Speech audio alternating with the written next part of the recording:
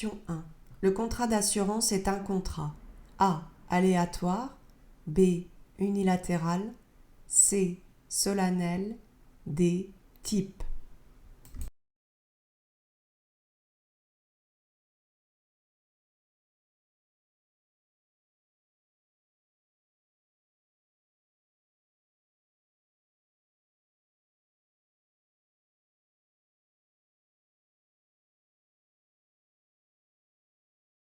Le contrat d'assurance est un contrat, réponse A, aléatoire. En effet, il est aléatoire lorsque la prestation de l'une des parties dépend, dans son existence ou dans son étendue, d'un événement incertain. Question 2. Dans une SARLU, Société à responsabilité limitée unipersonnelle, A. Les bénéfices sont toujours prélevés en totalité par l'associé unique. B. L'associé unique est responsable des pertes dans la limite de ses apports. C. Les bénéfices ne peuvent être distribués pendant les 2 premières années. D. Les pertes viennent directement et obligatoirement abaisser le capital social. Dans une société à responsabilité limitée unipersonnelle, réponse B, l'associé unique est responsable des pertes dans la limite de ses apports. Question 3. L'engagement des poursuites disciplinaires par l'employeur à partir de sa connaissance des faits fautifs, sauf exercice de poursuites pénales pour les mêmes faits, doit être réalisé dans un délai maximum de A. 5 jours francs, B. 2 semaines, C. 2 mois, D. 6 mois.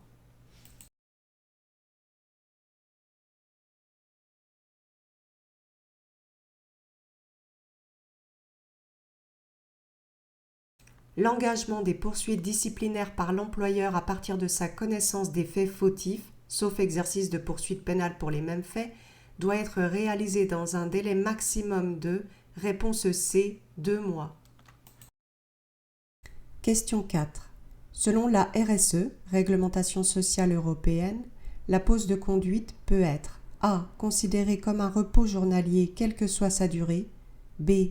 Fractionnée en 2 périodes 15 minutes puis 30 minutes, C.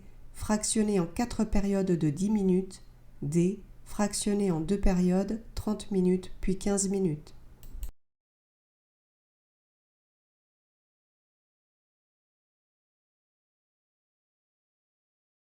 Selon la RSE, la pause de conduite peut être, réponse B, fractionnée en 2 périodes 15 minutes puis 30 minutes. Question 5. Un transport effectué par un véhicule pris en location avec conducteur par un transporteur public routier de marchandises doit être muni du ou des titres administratifs de transport. A. Du transporteur et du loueur. B. Du transporteur uniquement. C. Du loueur uniquement. D. Du transporteur et de l'autorisation de location du loueur.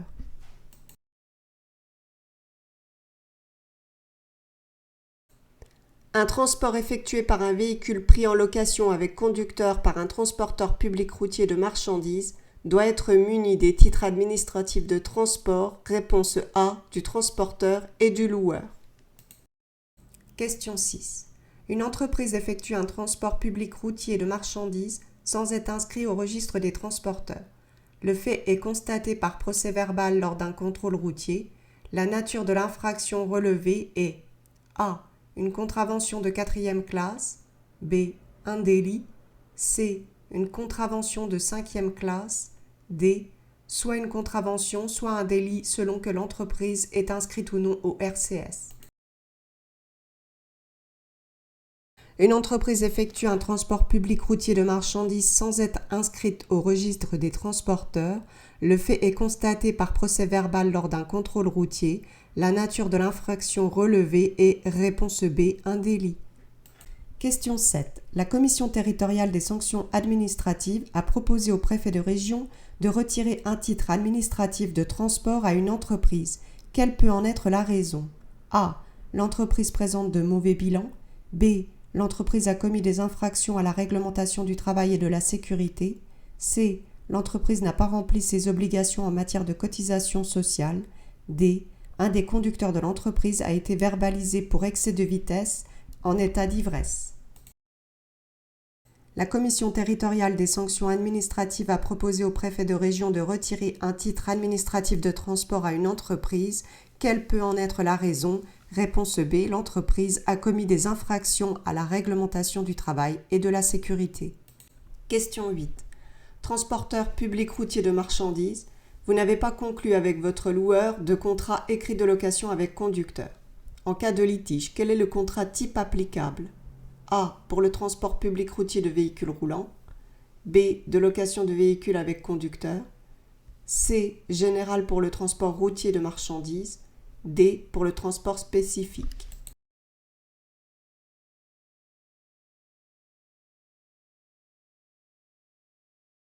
Transporteur public routier de marchandises, vous n'avez pas conclu avec votre loueur de contrat écrit de location avec conducteur. En cas de litige, le contrat type applicable est réponse B, de location de véhicules avec conducteur. Question 9. Conformément à l'article L132.8 du Code du commerce, le transporteur peut avoir une action directe en paiement de ses prestations à rencontre. A. Uniquement de l'expéditeur. B. Uniquement du commissionnaire. C. Uniquement du destinataire.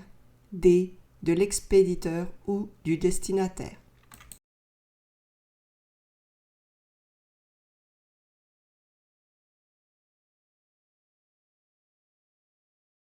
Conformément à l'article L132.8 du Code du commerce, le transporteur peut avoir une action directe en paiement de ses prestations à rencontre. Réponse D. De l'expéditeur ou du destinataire.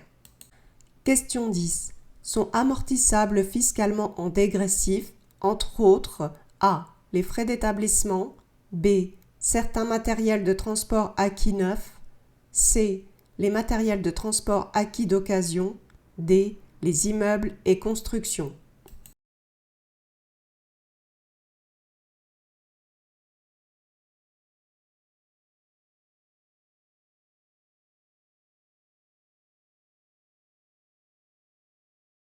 Sont amortissables fiscalement en dégressif, entre autres, réponse B, certains matériels de transport acquis neufs. Question 11. En transport international, l'indemnité pour perte partielle de la marchandise est fixée à A. 8,33 DTS, droits de tirage spéciaux, par tonne du poids brut manquant. B. 8,33 DTS par kilogramme de poids brut manquant. C. 1800 € par tonne de poids brut manquant. D. 45 000 € par chargement.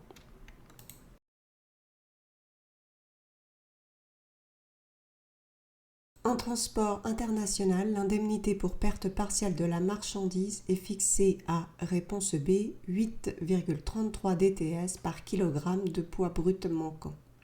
Question 12. La responsabilité du transporteur routier peut être recherchée par un donneur d'ordre. A. Toujours lorsqu'il y a mauvaise exécution du contrat de transport, que ce soit du fait du transporteur ou de celui d'un tiers. B. Seulement pour les fautes lourdes du préposé du transporteur. C. Seulement pour les dommages résultant des opérations de conduite et de chargement. D. Seulement si les conditions exonératoires de responsabilité figurant dans les conditions générales de vente du transporteur le permettent. La responsabilité du transporteur routier peut être recherchée par un donneur d'ordre. Réponse A. Toujours lorsqu'il y a mauvaise exécution du contrat de transport, que ce soit du fait du transporteur ou de celui d'un tiers. Question 13. Un salarié déclaré inapte à son poste de travail par le médecin du travail doit A. Être considéré comme démissionnaire. B. Être licencié pour cas de force majeure. C. Être déclaré invalide. D. Être licencié pour inaptitude en cas d'impossibilité de reclassement.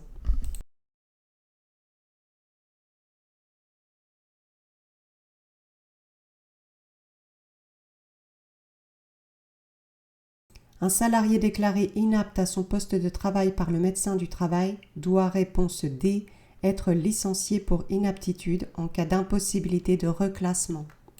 Question 14. Selon l'article R 3312-50 du Code de transport, suivant un décompte du temps de service au trimestre, la durée maximale de temps de service d'un conducteur de messagerie et de convoyeur de fonds est limitée à A. 918 heures, B. 725 heures, C. 650 heures, D. 572 heures.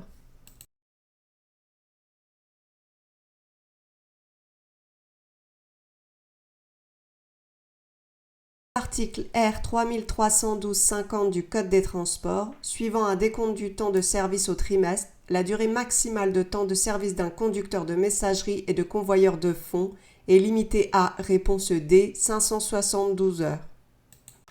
Question 15. Tout changement de nature à modifier la situation de l'entreprise au regard des dispositions réglementaires doit être porté à la connaissance du préfet de région dans un délai maximum de A. 8 jours, B. 15 jours, C. 28 jours, D. 31 jours.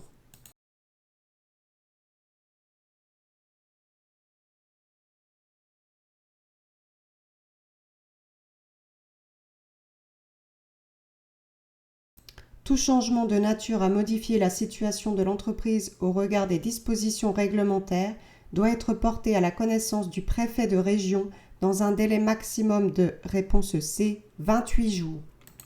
Question 16. Pèse sur le transporteur routier A.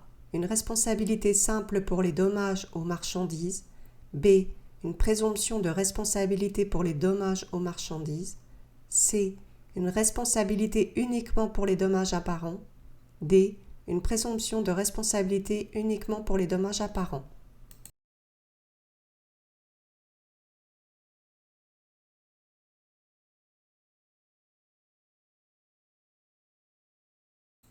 Pèse sur le transporteur routier, réponse B, une présomption de responsabilité pour les dommages aux marchandises. Question 17. Le temps de service d'un conducteur grand routier est de A. 13 heures par jour maximum, B. 11 heures maximum par jour avec possibilité de la porter à 12h30, C. 56 heures maximum sur une semaine isolée, D. 48 heures hebdomadaires en moyenne sur une période de 12 semaines.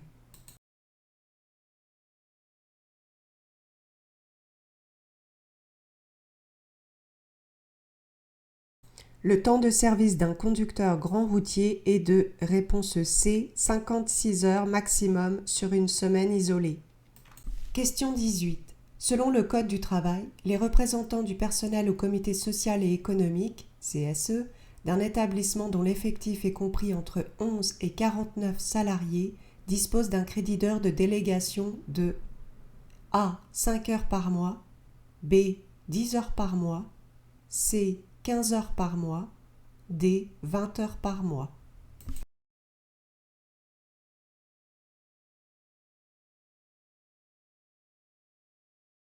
Selon le Code du travail, les représentants du personnel au CSE d'un établissement dont l'effectif est compris entre 11 et 49 salariés disposent d'un crédit d'heures de délégation de réponse B, 10 heures par mois. Question 19. Afin de déterminer si votre véhicule est soumis à la signalisation marchandise dangereuse, en sachant que vous transportez 10 jerrycans contenant une marchandise dangereuse de la classe 6.1 de groupe d'emballage 3, vous devez également connaître A. Le numéro d'identification, B. Le PMA du véhicule utilisé, C. Le volume total en litres des jerrycans, D. La densité de la matière dangereuse.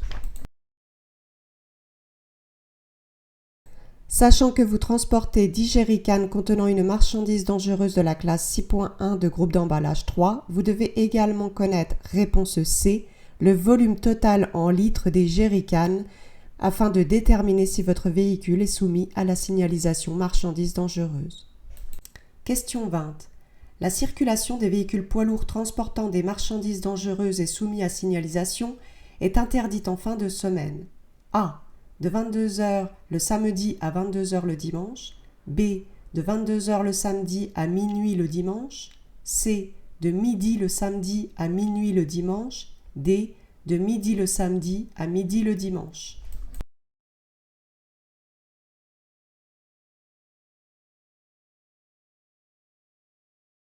La circulation des véhicules poids lourds transportant des marchandises dangereuses et soumis à signalisation est interdite en fin de semaine, réponse A, de 22h le samedi à 22h le dimanche. Question 21. La surcharge d'un véhicule, constatée à l'occasion d'une pesée, entraîne sur le permis de conduire un retrait de A. 0 points, B. 1 point, C. 2 points, D. 3 points.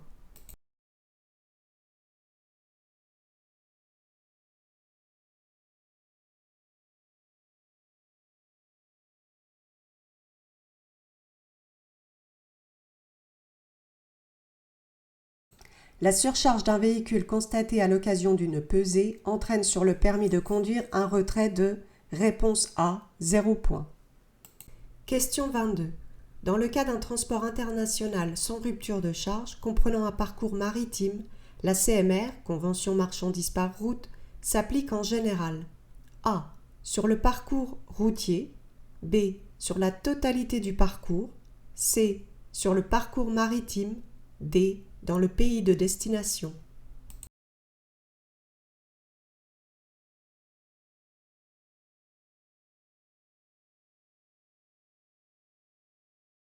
Dans le cas d'un transport international sans rupture de charge comprenant un parcours maritime, la CMR s'applique en général réponse B sur la totalité du parcours. Question 23. Le fonds de roulement permanent se calcule de la manière suivante. A. Capitaux propres moins actifs immobilisés. B. Capitaux propres plus dette à plus d'un an moins actifs immobilisés. C. Dette à long et moyen terme moins actifs immobilisés. D. Dette à court terme moins actifs immobilisés.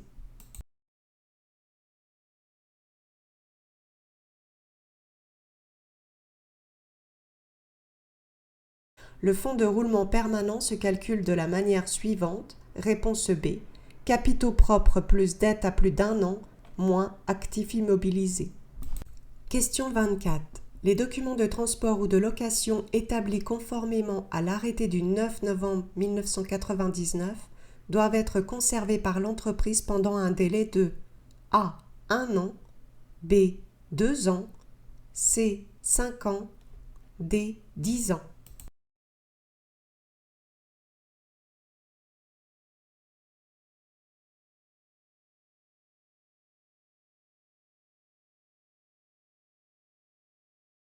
Les documents de transport ou de location établis conformément à l'arrêté du 9 novembre 1999 doivent être conservés par l'entreprise pendant un délai de réponse B, 2 ans.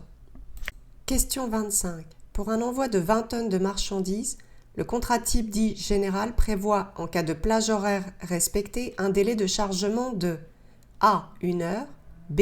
2 heures, C. 3 heures, D. 4 heures.